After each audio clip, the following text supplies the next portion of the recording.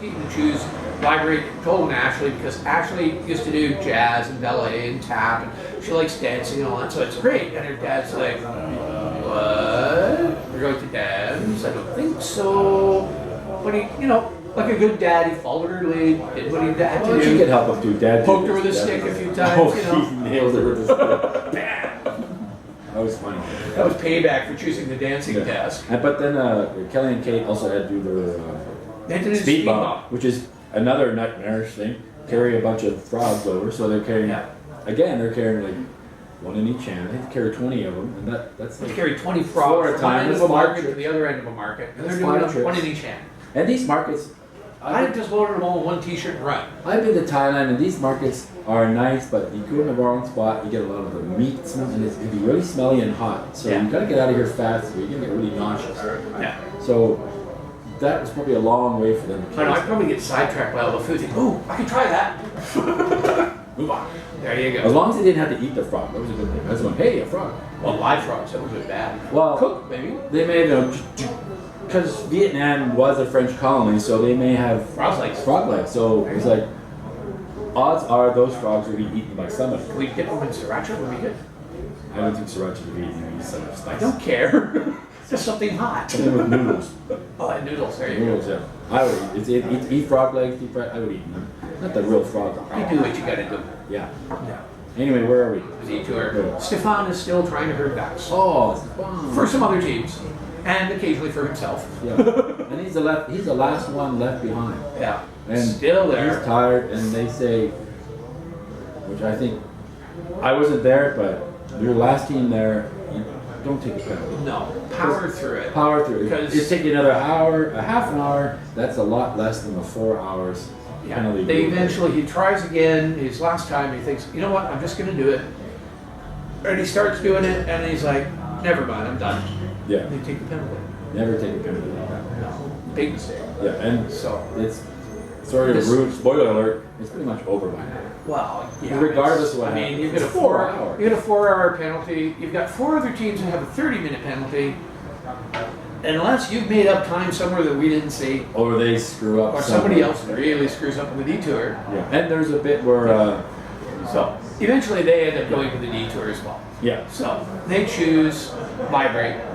A lot of teams chose Vibrate, ran to Vibrate, and like Stephen Kristen and Ann and Tanya chose Vibrate. Got there, Steph and Kristen were like, oh, well, we can kind of keep in rhythm, we can do this. They watched the first 2, maybe 3 minutes of that routine, and they were like, we're out of here. So, Ann and Tanya right behind them. It's like, hey, we're right behind you. Can we do this together? Whatever we're doing. Yes. They're off to Hydrate. Yeah. Stefan and Antoine got there as well, and they looked at it, and he had that kind of blank look that says, there is no way I can do this. They failed it. Yeah. So then Joel and Ashley had a few more practice runs, and then they did it. First attempt, nailed it. And the viewing party goes crazy. That was good. That was great. It was a lot of fun. Yeah. Everybody congratulate, blah, blah, blah, missed a few things. Eventually, everybody's getting the next ticket, or the next boot, which is to go to the Mekong Lodge for the pit stop. Yes. So, Joel and Ashley are the first ones to get it. And they get the John. They race up, grab a water taxi down the Mekong River, end up at the lodge, race up by the pool, find John, and he tells them they're the first ones to arrive. That's never good. However, yes. First team to arrive. However, you have a 30-minute penalty because you took the water taxi instead of the ferry. Did not read the clue.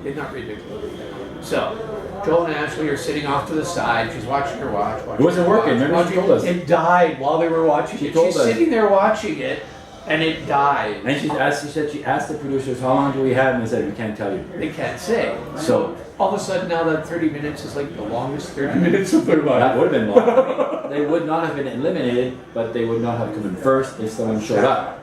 But and as they're sitting there waiting, they can see the other water taxi coming in with at least 3 other teams on it. Yeah. And they're like, oh no. But while they're doing that, John calls them in. They finished their 30 minutes. And Joel and Ashley are team number 1. And congratulations to Joel and Ashley. Big cheer. The t-shirts. At the viewing party, a big cheer for them because that was their hometown. We're at Enoch and their friends and family watching the show. It was great. Second team to arrive, coming off that water taxi, Steph and Kristen take second place. Good placement for them. Jillian and Emmett our third team to arrive, but again, 30-minute penalty, so they're off to sit there.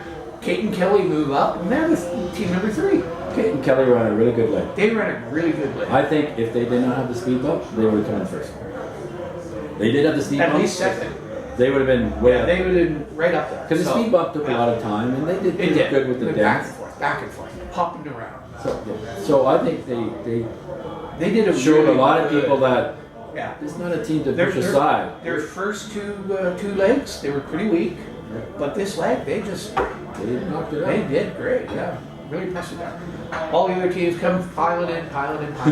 Now, Stefan's still herding ducks. No, he's done. One of my favorite he's done with duck. Favorite parts of the episode. It was very. I feel sorry a little bit.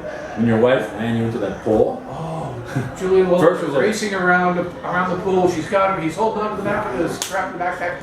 Bang! Right into the post. And the viewing part was fantastic because we all went, oh, and then we all laughed our heads off. Yeah. And sorry, all. Hope you're feeling better. It was great.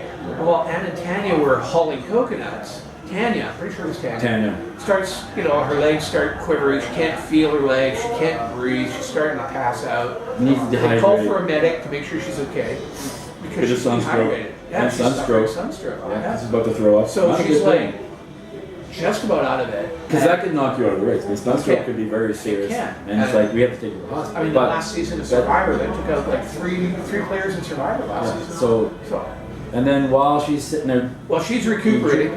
Ann is running those coconuts back and forth, back down, a couple at a time. That's the way to do it. Couple at a time. Just keep moving and hope that her teammate recuperates enough to finish a leg. When she did, just as she okay, she starts getting her energy back and everything. She had some water and that, and then it's like, okay, I have to help. So she grabbed the last load, helped her with the last load, pretty much crawled her way down to that hut, dropped them off, got the clue. Good for her. Still in. They did really good. That was good. That was really to show, we're at the back, but we're going to still power through and not give up. That's right. See, these guys, Ann and Tanya's, regardless they're at the end, they have not given up anything. They haven't. And that's why they're still in the race. They're not saying, oh, this task is too hard, I'm giving up. It's like, I'm just going to, you rest, I'll power through.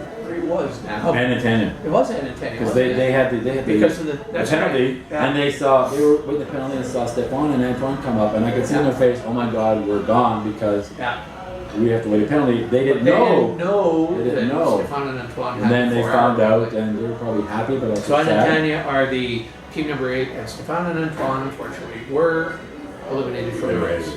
Sorry about that, guys. It was a crap leg for you, changing how the team. So it's a good season, good teams. I mean, really good teams. It was great to meet Joel and Ashley and Rita and Yvette. Really great to meet them.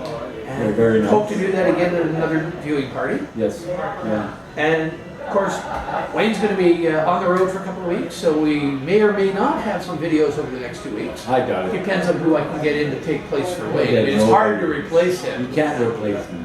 Maybe You're replaceable. Perhaps a teddy bear or something here, but then you just listen to me, and who wants to do that, right?